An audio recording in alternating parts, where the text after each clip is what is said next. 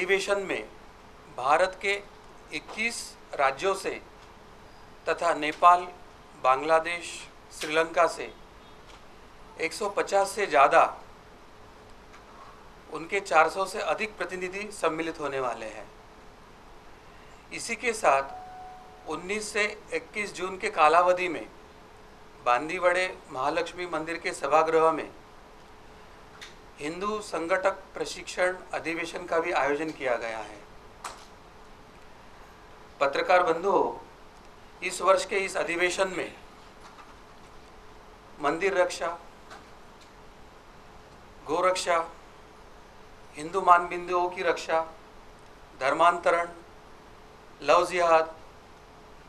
इन समस्याओं के साथ ही काश्मीरी हिंदुओं का पुनर्वसन,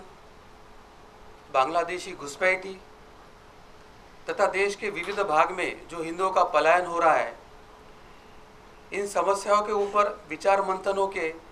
एक कृतिशील कार्यक्रम तय होगा। इसके साथ ही बांग्लादेश और श्रीलंका में जो हिंदू वंश विच्छेद यानी जिनोसाइड हो रहा है, उसको रोकने के लिए भारत के हिंदुत्ववादी संगठन अपने अपने स्तर पे क्या कृति कर सकते हैं, इसके बारे में भी विचार मंथन होने वाला है। यह अधिवेशन गत 5 वर्षों में जो एक समान कृति कार्यक्रम का